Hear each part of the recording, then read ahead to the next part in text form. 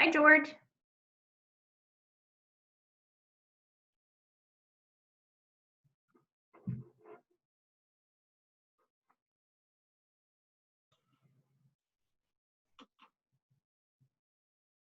Hi, George.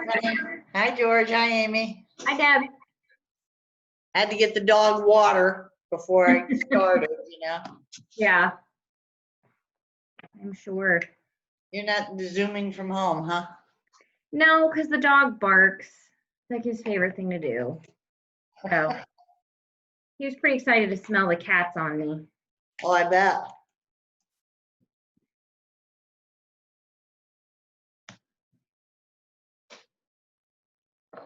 Ugh, I'm tired. Were there lots of cats? There's like 30 some in the shelter right now, and then there are a bunch of kittens in intake. They're very cute, but they trash their cages. There's a lot of cleaning going on today. Yeah, I bet. And there were only 3 of us on the shift, and apparently that's how it's going to be now until things go back to normal. So, Well, it makes it go faster. yeah, I mean, I didn't leave until 5:35 from there. So I ran home, fed the dog, ate, and then I walked the dog, and Sherry came out. So I ended up talking to her for like 10 minutes, and I'm like, oh crap, I gotta go change my shirt and go back to work.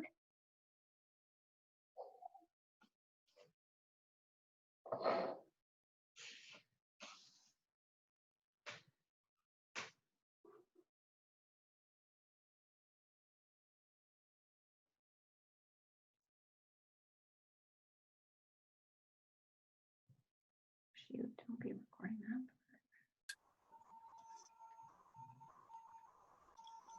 Next item is the public comment. Is there anybody online here who has any comment on items not already on the agenda?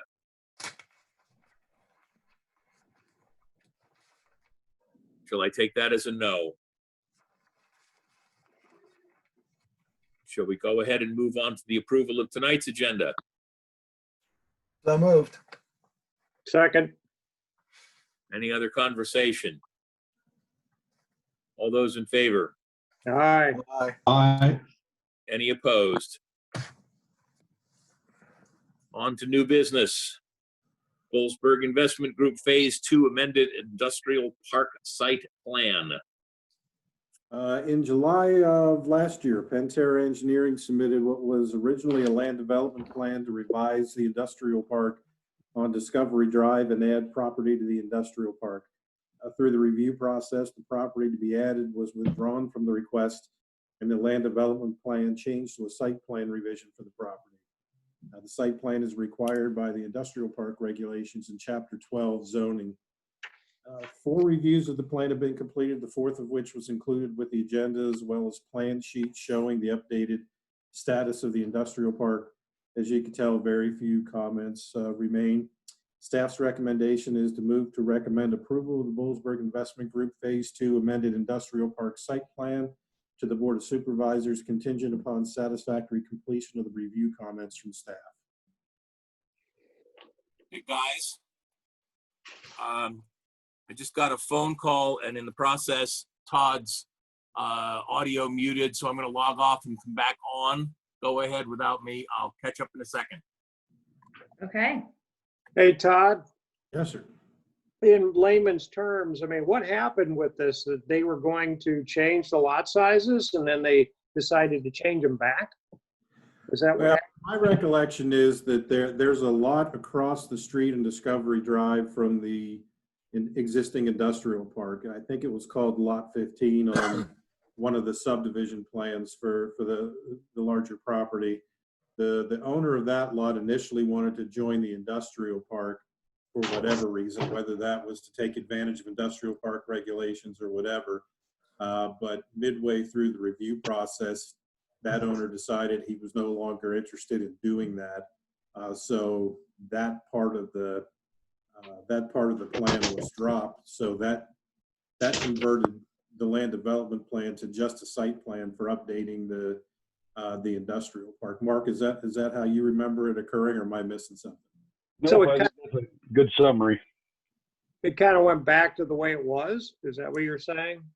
Well, since the last time we saw any site plan or anything for the industrial park, there were several new tenants, and the industrial park regulations require that anytime there are new tenants, you have to submit a revision to the industrial park approved site plan.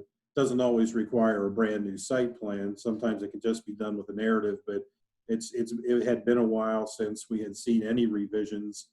There were several new tenants, so we told them just to continue with the site plan portion of this, so we would have a fresh plan on record as well as the narrative information. And what are you looking for, like traffic and parking, or scrubby It's mostly, yeah, it's mostly parking and those kind of things. There's no real traffic because they only have so much square footage in buildings now. So new traffic studies aren't required every time somebody amends the site plan. But if they were to propose new buildings down there, I would imagine that traffic studies would be part of the review process, and that would be a full-blown land development plan they would have to submit. It wouldn't just be a site plan. As part of the land development plan submission, there would have to be a sheet or two that dealt with the revisions to the site plan itself, but the land development plan would be the big thing should somebody propose another building. Okay.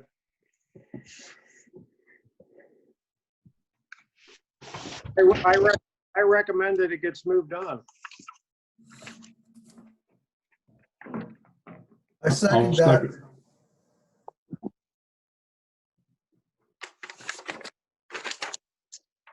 Bill, Okay, can you we hear need the us? vice chairman to I'm call back. the. Yes, thank you. Oh wait, Bill's Okay. back. Never mind. Hey, Bill, we have a question on the table of vote on this recommendation to move the site plan forward to the supervisors. I think that as long as everybody is okay with the outstanding articles being dealt with before this is approved, then I am good with this. I have said before, I understand that this happens. It just bothers me that we end up sending a lot of this stuff through pending, the last couple of details. As long as Todd doesn't think that these are major details, then I'm good with approving it as long as they are rectified before we go ahead. Luckily, we don't let anybody get away with anything. Never say never, Todd. I can't. Exactly. Yeah, I'm fine with it. Do I have a motion? We have a motion and a second already on the table. Okay, so any other conversation that I may have missed already? No. Okay. All in favor? Aye. Any opposed? So moved. So on to number 2, which or old business, I guess, which would be the Wellness Center Yes, in the I just, Agricultural Zoning District.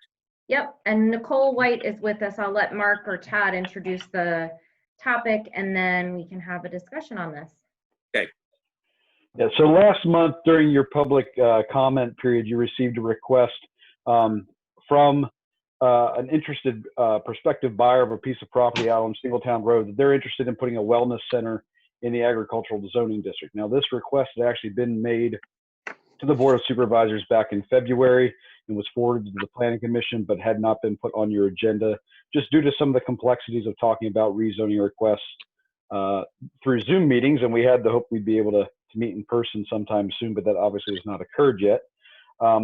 At last month's meeting, during this public comment period, there was a little bit of back and forth between I guess we'll call him the applicant in this case, and the Planning Commission on the idea of what a wellness center is. There was a request for some additional information about the use, and that was forwarded on to staff last month around the 22nd. So what we did is that we put together a memorandum that's in your what was in your agenda packet, where we did a little bit of research on these uses and provided an analysis of some of the information that was presented to us.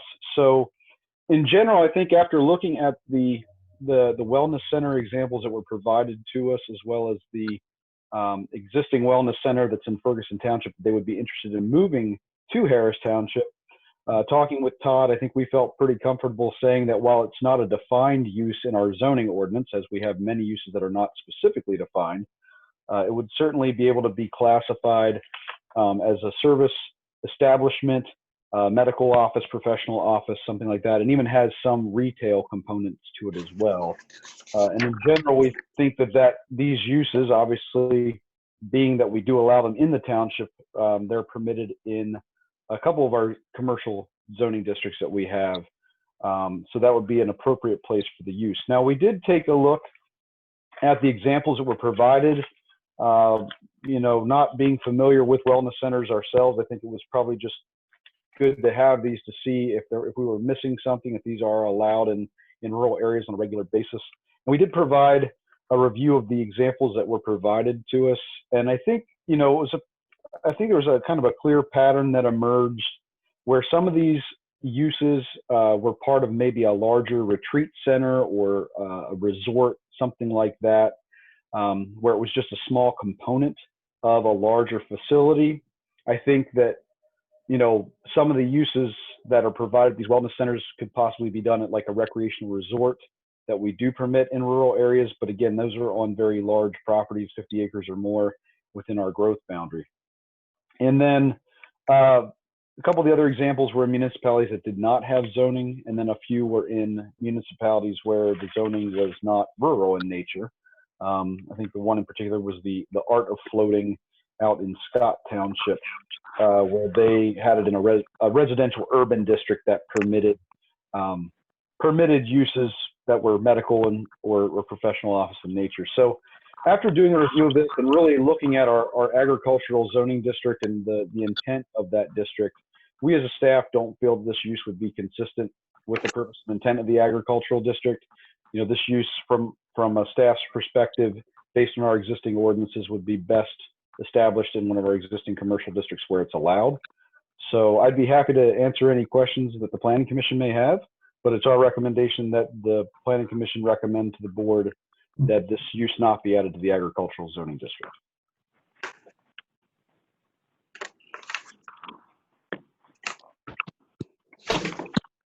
One question for you, Mark, the landscaping operation that is down the street across from Hess Field, what is that classified as?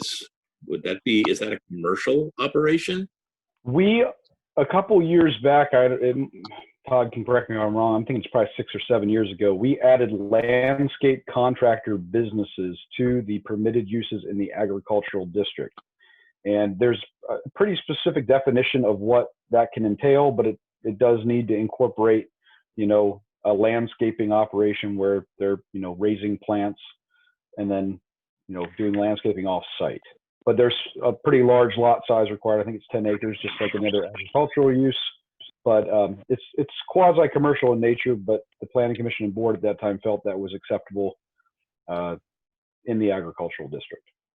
Okay. Yeah, and I would add that use was actually proposed by a supervisor who was in office at the time, and staff agreed to proceed with the amendment. One of the conditions being that the retail component for the use in the agricultural zoning district be very limited. Maybe some casual, occasional customers showing up to grab a bag of mulch or something like that, or a truckload of mulch, but the commercial component wasn't the focus of the landscape contractor business. It was the agricultural component. That stuff was grown there and it was sold from there, and a vast majority of the business they did was off-site. Right. And the winery is permitted because that's primarily an agricultural use on appropriate. Yeah, it's a farm winery. They have to have a certain amount of the product that they sell produced on the property. So the retail component is essentially a minor component of the agricultural use of the winery.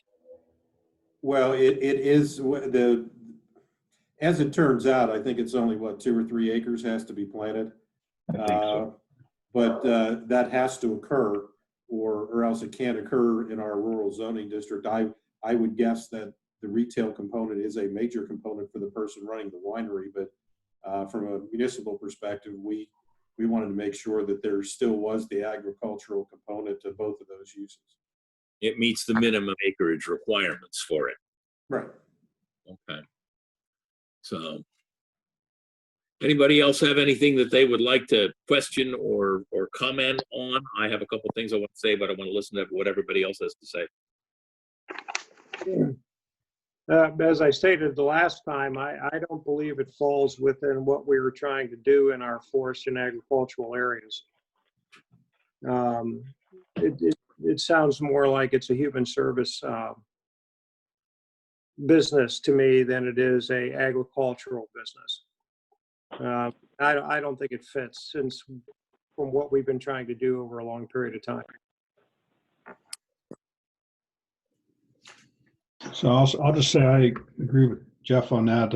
I could see this as mentioned in the staff memo that this was part of a large project as a recreational resort, that could be in one of the agriculture or in one of the rural districts. And I guess an example that type of use would be the Mountain View Country Club, I guess. So they fall in the growth bound and are in the rural district. I don't know if there's any others, but that is one example. So I could see it being part of that, but no, I would be concerned about having it as a standalone, a smaller lot. Anybody else? I agree with Jeff and Kent.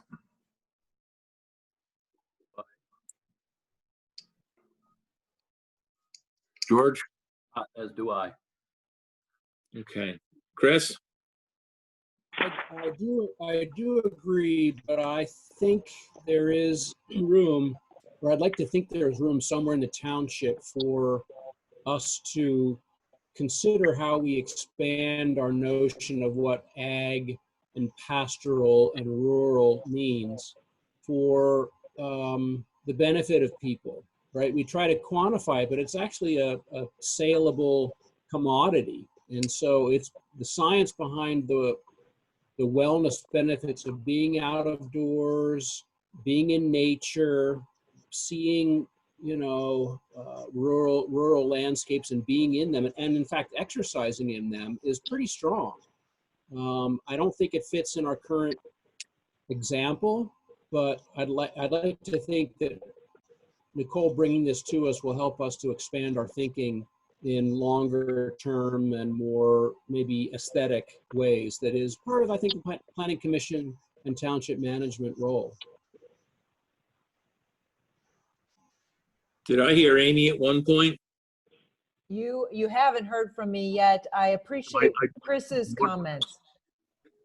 I appreciate Chris's comments because I'm reluctant to think of this exclusively as a business or as a human service, because I think there are so many different concepts woven together here. And I don't see that reflected in our ordinances or permitted uses. So I appreciate Chris's comments that this will help us expand our thinking, but also that we want to make room for businesses such as these that involve a whole person experience, but also help people appreciate agriculture closer than just driving by. I think this is a really wonderful concept. And I'm glad that Chris and Amy brought it up in a way that was a little bit more eloquent than I was going to.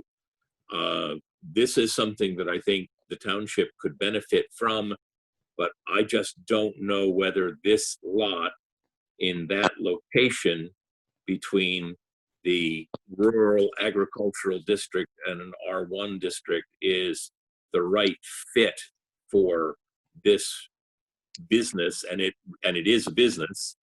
It's a commercial operation, and trying to make a a spot for it would feel to me like spot zoning that we try and avoid at all costs. Mhm. Am I allowed to speak? Sure, absolutely.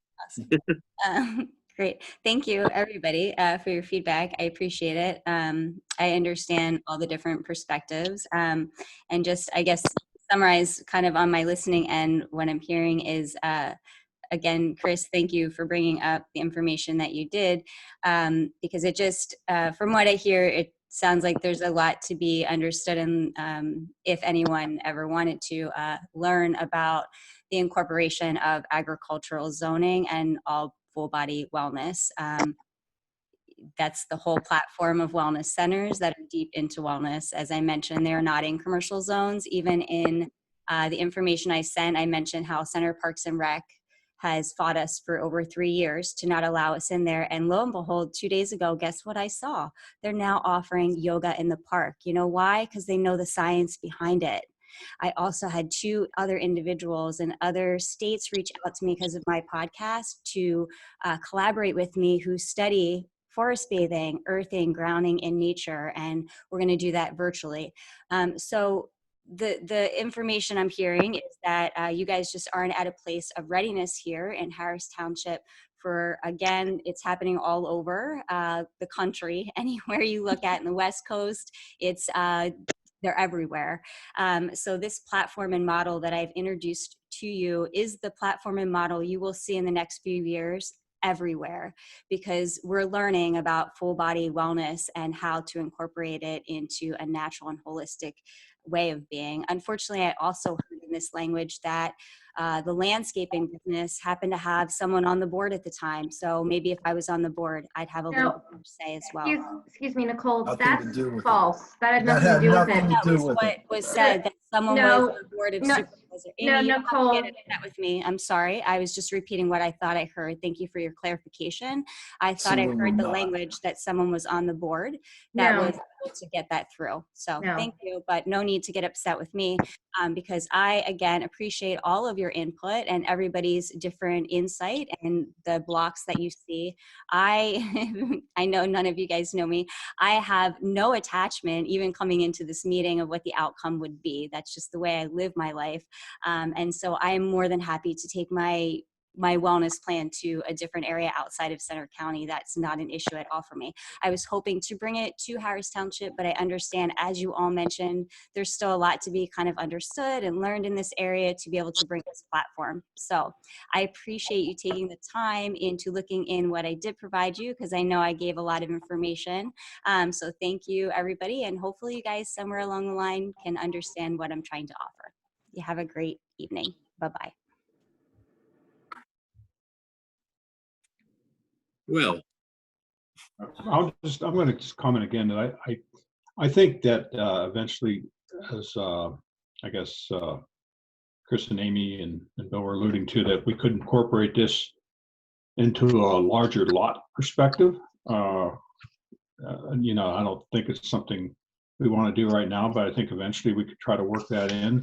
But I do agree that that specific location address is not a big enough lot to handle what I think is needed for, if we were to allow such a use. It would have to be, to me, be incorporated into a much larger lot type situation. yeah, I'd like to state again that, if you guys, it was nice of Amy to put this on there, the agricultural zoning district overview, the 7 points that we have been talking about for 5 years now about redoing our zoning and forestry, and this type of center, which my wife would love to go to, but it does not fall within any of those points of what we were trying to do here with saving our agricultural land and forests. I don't see how it falls within that.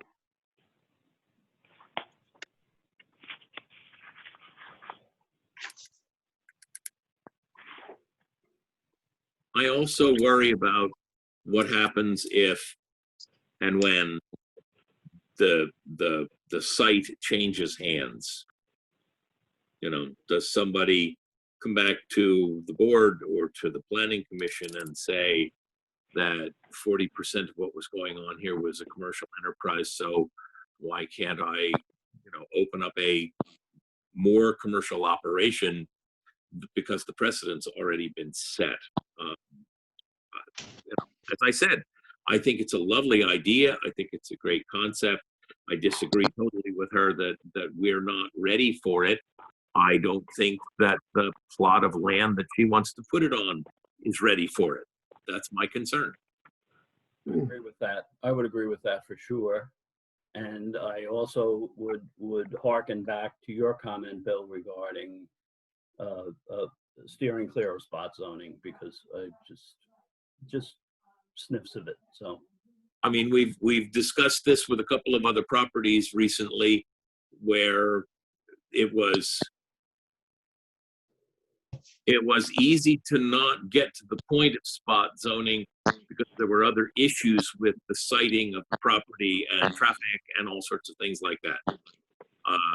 The properties up the end of my street, I mean, the traffic would not be an issue because there would be access from West Main Street that would, preclude having to get onto 45. A lot of the reasons that I have concerns about some of these requests for something more than it's already zoned for is because I worry about impact, neighborhood impact, and traffic impact, and things like that. I don't think that was going to be an issue here. I just don't think that having that operation that is as commercial as it's going to be, as much as it is involved in wellness and health and things like that, it is still a commercial enterprise right next to an R1 and on the other side an agricultural area. It doesn't fit. To me, it doesn't fit. Yeah, I think I would like to add a couple of points too, not to belabor the point, because I think the Planning Commission is pretty much in agreement with where they're headed with this, but this does have to go to the Board of Supervisors for their blessing. So, I mean, a couple of points I would like to make are that, in my mind at least, what makes this particular concept attractive to some people, to me, is one of the downfalls for the property that it's proposed for, and that it's so busy. There are so many different things going on, and so many different things can occur at the same time on a small property with an on-lot septic system, with access to a private street that goes out onto a state highway that may or may not get approval from PennDOT for an upgrade to the intersection if that's required by PennDOT. So when you throw in the access issue, when you throw in this on-lot septic issue, when you throw in all of the things that were told to us could occur at any given time with all the different vendors and all the different people that could be there at the same time, I know we're not really supposed to talk about individual parcels, and in a sense I'm not, because if we were going to do something like this in that zoning district, we would have to have some regulations that it's on a larger lot, 10 acres or more, I would guess. Maybe direct access to an arterial or collector street. I know some of the things we've talked about before with other uses. So it's not just that this property doesn't seem well suited for this request. Small lots in rural zoning districts that don't have public sewer are a good fit for something this busy, in my opinion. Is this something that we think we should discuss as part of the rural agricultural zoning so that we can determine a minimum lot size and address some other issues, so it doesn't look like we're ignoring what could be something that could be a viable use of the land at some point down the road?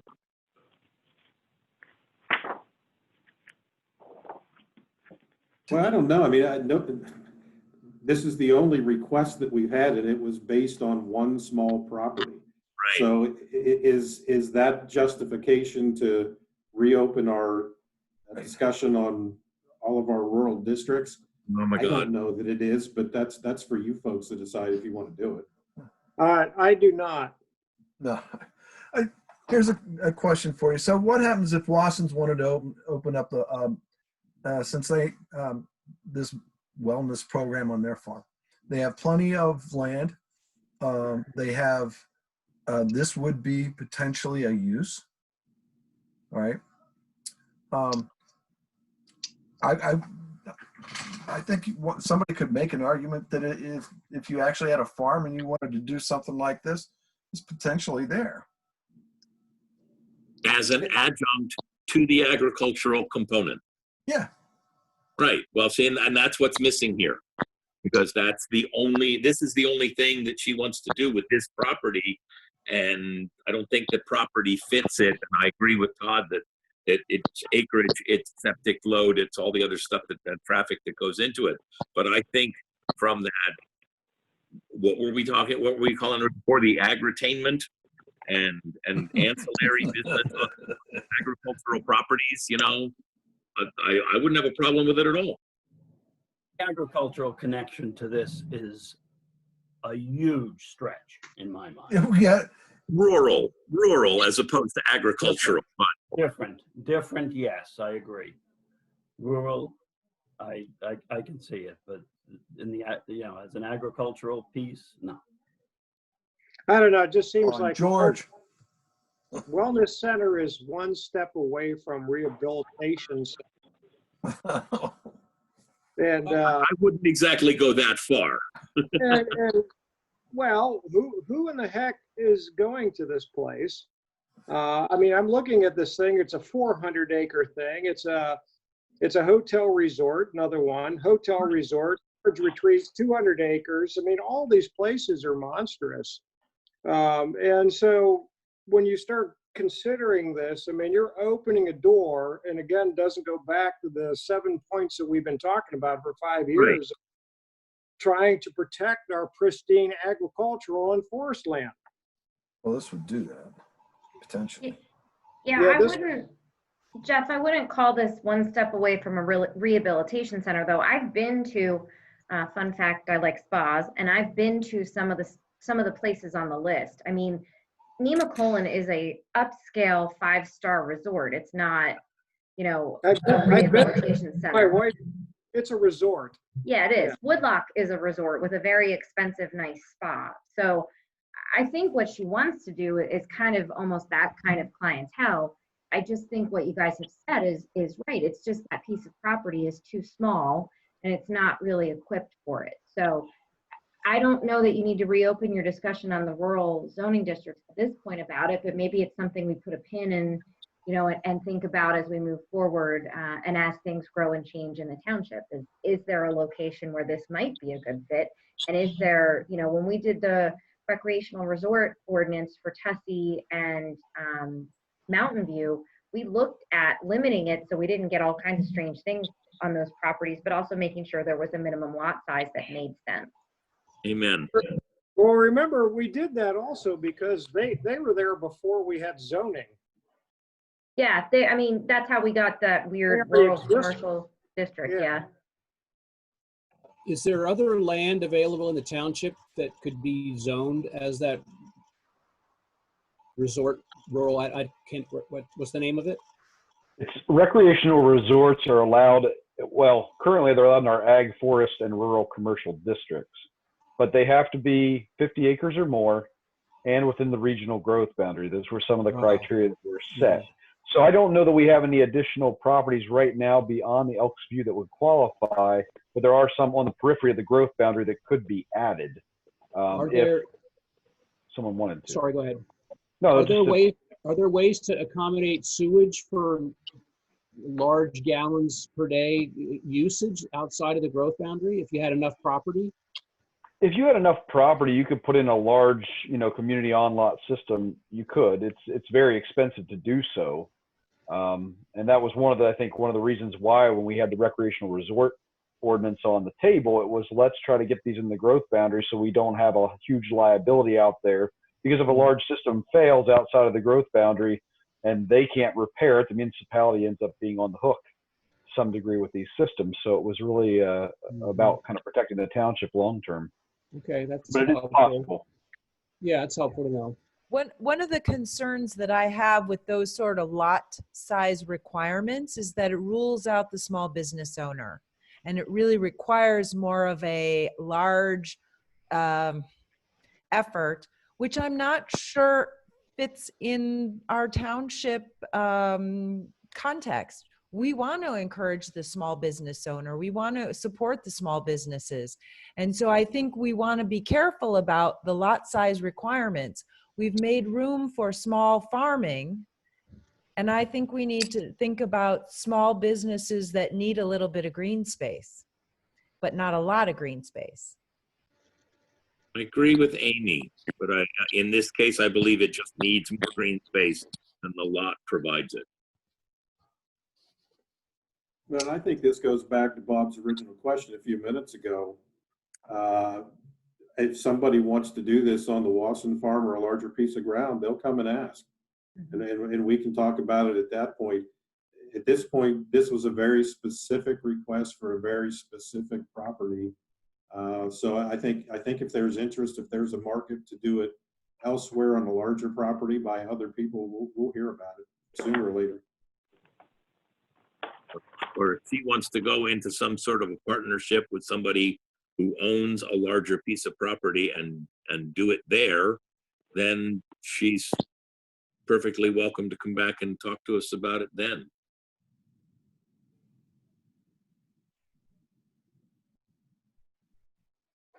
So Have we exhausted the conversation?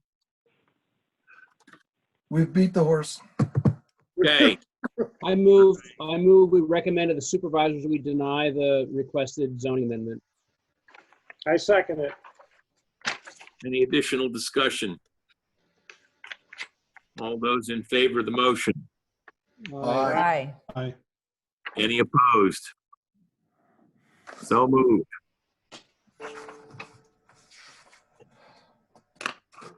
So we move on to the agenda for July. Yeah, so before we talk about what we want to put on the agenda for July, I want to talk a little bit about how we want to meet starting in July. Now that we're in the green zone, we can have public meetings again. We can have up to 250 people at our meetings. Our meeting room is limited. When we did the social distancing, the maintenance staff and I reconfigured it, and we can get 6 people at the main 3 tables, 3 tables, and 11 members in the audience. So if everyone from just the planning commission, the alternates, and staff were to attend a planning commission meeting, that's 14 people, and most of you would have to sit in the audience. So the Board of Supervisors, they've been meeting virtually, but they're going to try next month to do a hybrid meeting because there's a couple that are still not comfortable to come back for a public meeting. So we're going to try to do it partially through Zoom and then have some of them in the room with me as well. So I wanted to find out what you want to do. Technically, we can continue to meet virtually. The second class township code, I have to check with the NPC, but the second class township code does not require a physical quorum in the room for a meeting to be conducted for the Board of Supervisors. Under the governor's emergency declaration, we're allowed to meet virtually as long as we provide a public platform. At some point, the governor's declaration, of course, is going to expire, and I do again need to check the NPC just to see what it might say, but they've made some changes through the COVID stuff to that kind of law, to those laws, because they realized that we didn't have a lot of flexibility. So I just want to get a feel for what you want to do. I'm going to talk with the fire company. I think they're doing rentals again at the fire hall, so I need to ask them if using the fire hall, if we have a big ticket item on the agenda, you'd all want to be in the room for that. We still have to social distance, but we should be able to all fit in there. But I just wanted to get a sense of how you want to meet next month. What's the date for the meeting, Amy? Next month's meeting would be, hold on a second. 20th. Yeah, it would be the 20th because the board's on the 13th. Yep. Okay. I'm fine to do hybrid meeting. Yeah, fine. Whatever works. I'm flexible. Whatever works that's legal. I didn't say that. Don't misquote me. I just wanted to Don't add put that, words in my Bob. mouth. I mean, When, the circumstances right now are that by July, we could have another set of guidelines as to what we're supposed to do because of the court fight over Yes. overturning the governor's emergency declaration. So I'm fine with meeting in person if we can keep the distancing appropriate for the size of the room. And I'm fine with sitting here in my dining room and joining whatever meeting others wish to attend. You know, I'm not for it. My wife's immune compromised. And so at this point, I don't know what I'll do. Unless it was a hybrid. And I think so. I think that we should allow people who would choose to meet remotely the first dibs to do that. So I'm glad you spoke up. Yeah, that's exactly what the board's doing, Jeff. There are some members on the board that are not comfortable being around other people, so they're just going to Zoom in. So you could Thought still. they left the board. Sorry. You could still Zoom in, Jeff, and participate in the planning commission meeting. You don't physically have to be here. We would make that option available always. Okay. I participated as a Zoom attendee in our early meetings, and I had a lot of trouble hearing. So I Yes. would request for some improved microphones on the other end. So CNET, because everybody's now moving to these hybrid meetings, and we have a soundboard and microphones in our meeting room. So CNET is providing a little bit of guidance, and we were discussing internally that if we have to, we can probably work something out where we have the folks in the room also log into Zoom as well, so that folks online can also hear. But I'm going to touch base with CNET to find out, because I understand they've been providing technical assistance. And if we can run things through our soundboard, and I think what they typically do is, when the last time they were here for a meeting was April, it was just myself and CNET, they logged in on Zoom and then were able to run stuff through the sound. So if I have to do that, I have an iPad, I can log in the back of the room and run the sound through our mixer. So I will get that taken care of, so that, yes, that was a concern that is addressed this time. Great, yeah, we thank learned a you. lot from that one meeting where we were doing everything off of Amy's laptop, and nobody could hear and nobody could see. So I think if we do some in person and some online, and reinforce those who are there in person with video and audio devices, whether they're iPads, computers, whatever, so those who are watching from home can still get a clue what's going on and hear what's being said, then I think we'll be all right. I'll be okay if you just open a window and put a chair outside for me. Jeff, we could put you in a parking lot with the door open. I'm fine with that. So the rest of us are. We have to do that anyway to get cross ventilation in the room. I want to make sure that CNET is here to televise that while we're all shouting out the door at them. Okay? They want us to televise planning commission meetings. That would be the one. Hey, nothing is too strange anymore after this whole experience. We're all still. I hear we're in favor of a hybrid meeting next month. I believe so. Amy, if I could just reinforce the soundboard use, there's no need for each person there live to have a machine. If we're in the soundboard tied into one person's machine, that's fine. It's the audio that we need, not the video feed. Okay.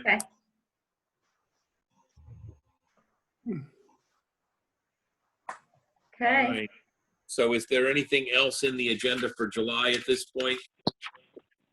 I will ask my two esteemed colleagues, Mark and Todd, to fill you in on that. Are they still here? Yes, they're still awake too. We're still here. Well, there's a lot of things we certainly could discuss. Over the past couple of months, we certainly, I think, have a backlog of a few items. Todd, I don't know, do you have anything in particular before I go through my list of anything you're thinking that might need to go forward? Any plans or anything? Well, we have, I think, 2 plans still outstanding that we've had for a year and a half. something like that, that don't seem to be making any progress. We keep getting time extensions. So, you know, it's the same story as every month. If we get plans in that gain some traction and are ready to be placed before the Planning Commission, we can do that.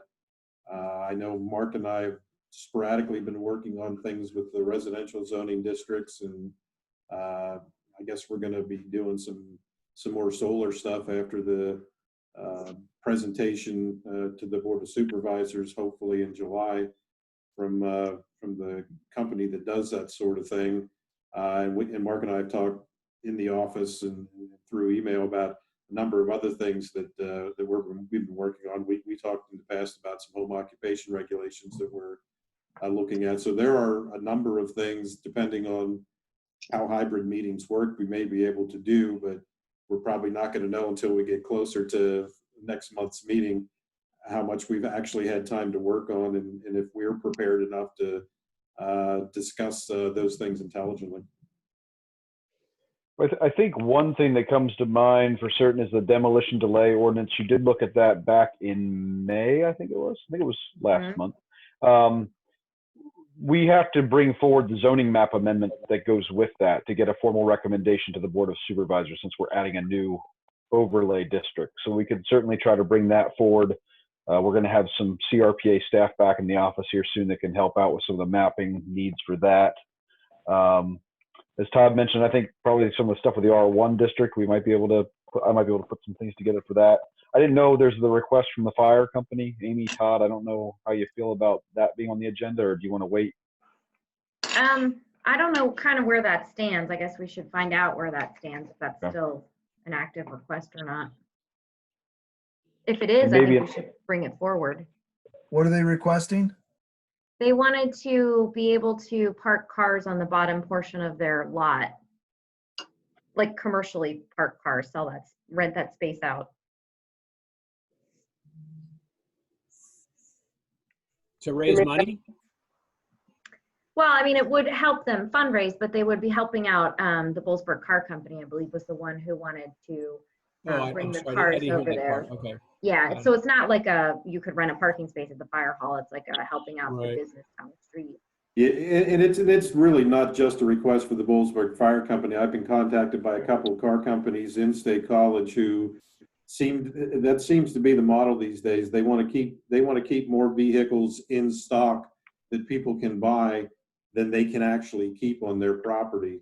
So the different car companies have been contacting me, and I know they've contacted other municipalities about the possibility of adding to their zoning ordinances a use where it is a storage lot for vehicles for sale, but nothing can be sold there. So the Village Commercial Zoning District in Harris Township is where that sort of is proposed. So, you know, one of the concerns that Mark and I have had is that's the entire Village Commercial Zoning District. That's not just some lot hidden behind the quick fill. That's every lot in the Village Commercial Zoning District. So do we potentially want a bunch of cars that, according to the request, don't have to meet any parking lot requirements? There is no minimum space. There are no travel aisle requirements. They are just as many cars basically as they can cram onto a property. They want to be able to store them there. That's the way it's been proposed to us so far. So we don't know if that's a legitimate use for our Village Commercial Zoning District or not. But again, that would be the whole district. It wouldn't just be one property we were talking about, even though only one property's been proposed. We could make it a high-end Village Commercial District and require only German luxury vehicles be parked on our lots. So not just the BMW lane, but now the BMW lot. Audi, there's a lot to choose from. Is it a law that we have to allow that, or is it up to us to say we don't want that in our village district? It's up to you to decide. And don't forget too that we're in a regional comprehensive plan. So if any other municipality in the center region allows the use, we can rely on that to potentially survive any ordinance challenge we might have. Does the fire company need the money? I mean, I think the fire company always welcomes an opportunity to make money, I'll put it that way, to fundraise. Certainly this year they're hurting a little bit in terms of loss of revenue from the carnival, but I think they always look for ways to diversify how they're fundraising. Sure. Are we talking about the gravel lot? Oh, okay. And that's where I'm seeing the Penn Line, trucks Yes. every morning? Yep, And do they rent space from the fire company? we believe so, yes. So we're considering it short term. Sort of. I think the Bollesburg Car Company intends to do it more like 11 months out of the year, taking off around the carnival. The vehicles themselves are not there for long, but they're replaced by another one. He's been doing that over by Angelo's for Yes. quite some time as well. Yep. Yeah, as Yeah, Todd so said, I think this is becoming really common with these car companies wanting to, they have a large internet inventory, and then they just move the cars to the sales lots. So it is a question of, is that district really conducive to just allowing car storage, any property there? Because really, you can't just say it's only the one property. So that would be the, I think, one of the big things to really consider. And do we worry about security? Do we worry about fencing? Do we worry about all the other kind of ancillary stuff that goes along? Well, with and they're not doing it just to sell lots on that lot either. They're doing a lot of internet sales. So in a sense, you're a parking lot for an internet sales company, because sometimes those cars come and go and the owners are never even in this county. They just, you look online now to buy cars. And if you find somebody's got the one you want, things move around for you and you get it. So is that the type of business we want? yeah, so I think maybe let's save this whole discussion for when we put it on an agenda. And it sounds like maybe you'd want us to put it on the agenda next month, since you have a lot of thoughts about it. You might want to capture those. Yeah. And I'd like Mark to do incredible research on this topic. I have one question. It appeared that in the materials that were sent in our packet that this is something that's planned for the Bollesburg Industry Park. Storage of cars. The industrial park? Good catch, Amy. Yeah, I mean, so this is already being proposed within the township, and I think the difference is that the village district versus the industrial park. Okay, now, what's the definition of private motor vehicle storage? Is that like privately already owned vehicles that people are renting space for, like RVs and campers and things like that? Or are we talking about inventory for a car, a car company? Right, that's unclear. Well, the thing in the industrial park was that there is a tenant in the industrial park who performs a business there. It's an industrial business. He also has a bunch of vehicles that are his, that he stores on that property rather than his home property, for obvious reasons. If you've ever seen the vehicles, they're not for sale. They are his property. The owner of the industrial park, I guess, or the code office, I've heard conflicting reports, told him that the regulations prohibit him from keeping those vehicles outside in the, with the official use as classified by code, I guess. So that was the reason that they rented another space within the industrial park to store the personal vehicles inside. This had nothing to do with sales or leases or anything else. So it's an indoor storage unit for privately owned vehicles. Right. Okay. So how about we put this on your agenda for next month I and you think that's can a lovely idea so that we can all get further home, discuss it. since we're already home. Okay, so anything else that we want to talk about for July, or do we think we just filled the agenda?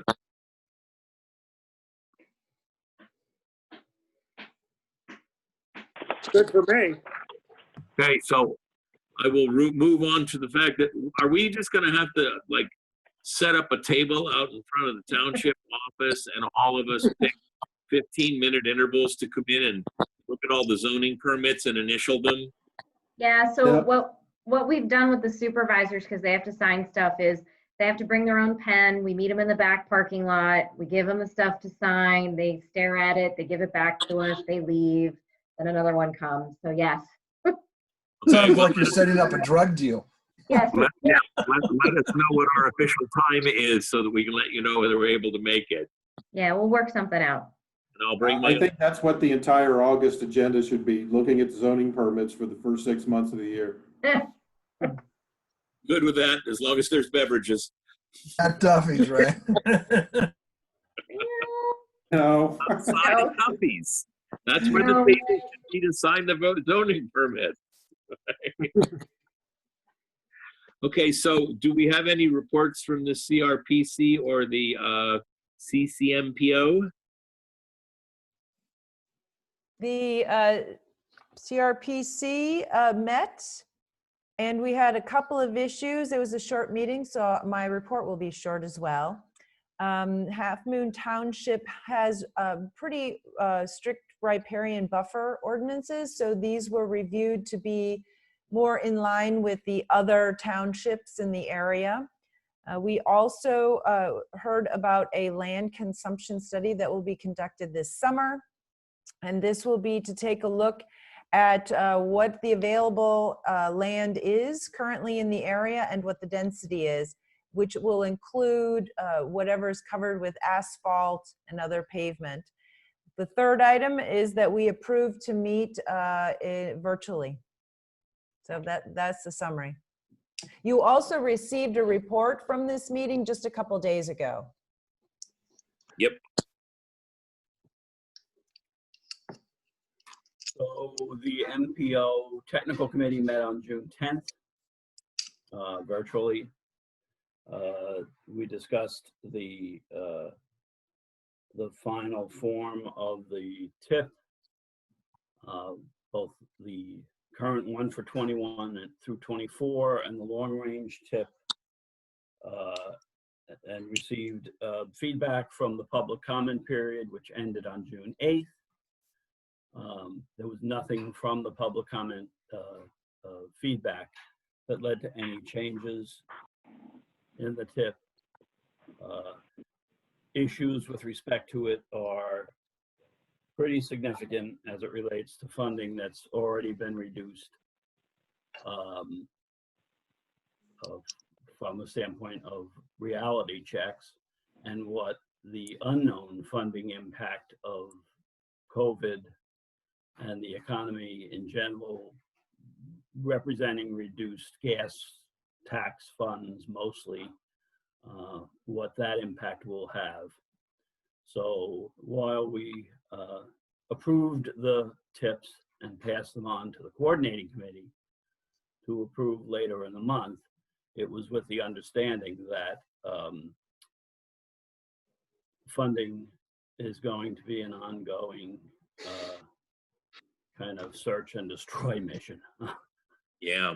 Priorities will have to be shifted, and safety, it was strongly recommended by the membership that safety projects and those projects that are furthest along in the pipeline be the ones that get the priority of funds that remain.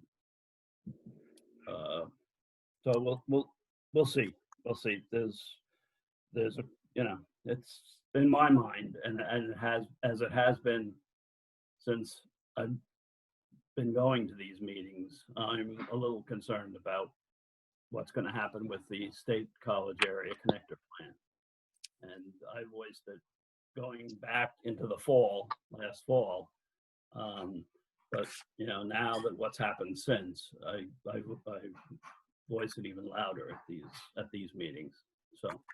Which keeps us in limbo that much longer. Right. That's right. Especially since shovel won't hit the ground on that for quite a number of years to come. So. That's pretty much it. They're going to have a July meeting. It's going to be by Zoom, and it was scheduled for the 15th, which is a change in the meeting date due to some conflicts with some of the membership.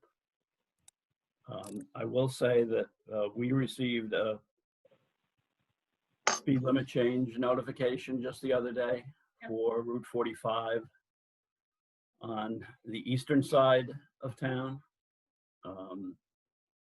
between Center Hall and Bollesburg, where the speed limit there, and the signs have already been changed. The speed limit there is now 45 miles per hour. I have not heard regarding updates on the western side. Yeah, the State College police officer that I talked to when we were getting this stuff together to request the change on 322, he said, we're all shocked they're giving you a speed limit on 322, but we think they're trying to get you to shut up about 45 West. So we're still working on. That was my concern when I read the memo. We're still working on it, but PennDOT giveth and PennDOT taketh away. there's a lot more accidents on 322. That's what helped our cause. So are we at a point where we should discuss recent actions by the Board of Supervisors? Sure. The board heard an update on the proposed Bull Avenue road diet from our traffic engineer, Rob Watts. The road diet is still being reviewed by PennDOT, though it was deemed operationally feasible. A couple of things that we discussed with the board. The road diet study does show that there will be some significant queuing changes at a couple of the intersections along Bull Avenue. And so Rob wanted to get the feedback from the board because PennDOT is concerned that, of course, people will be upset if the queues are too long at a traffic signal. And the board was understanding of the overall goals, so they were okay with the queuing issue. We also talked about if the bike lane were to be a regular bike lane or a protected bike lane, which would have some kind of a delineator or some kind of a Jersey barrier separating bicyclists from the motor vehicles. The board felt the dedicated bike lane was better than having just the bike lane striped on the road. And also one of the big things we're going to have to discuss moving forward, and this kind of plays into what George said about funding, is the intersection at Route 45 East has that slip lane coming off of 45 East onto Bull Avenue, which is problematic because a lot of people don't know what to do there. And it's also problematic when you have a bike lane coming across the slip lane. So some of the things that we've been discussing with the Bull Avenue road diet is that intersection, and do we redo it like they did at Warner Boulevard and take that slip lane out and bring the cars to make a dedicated right? And then if they do that, does the township have to pay for that, or is there money that PennDOT would share some of that cost? So there are some things, we're still like on phase 1A of this whole process and trying to get it through, but it has been deemed that it's at least operationally feasible. It's just, we still have to work through some of these other questions, funding, other ideas that are floating around to see if we can still actually do it. And PennDOT's pushed back, I believe, Mark, the paving project to 2022, so we have a little bit of time. So that's where we are. Okay. I was glad to see it. I was glad to see it made local news and people are aware of it, which is always a good thing, in my view. Yeah, we have, the CDT really doesn't do much local news anymore, but the Center County Gazette has a guy that watches our meetings, and he calls me religiously the day after they're on TV to get quotes and information. So I think that's fantastic. Yeah, I wondered what it was that prompted the news story. So I'm glad to see that there's at least a little something going on to remind folks that we're still talking about it as many years after the small area plan hearing or meetings that we had, that people still know it's a possibility. So yep. Anything else for the good of the order? If not, I will entertain a motion to adjourn. I will move that we adjourn tonight's Zoom meeting. Second. Any conversation thereon? Motion's been made, not debatable. What? Motion's not debatable. I'm just asking if anybody wants to have anything else to say. See you next month. Stay All in healthy. favor? All right. Motion carries. Thank you all. Thanks, everybody. Thank you. Bye-bye.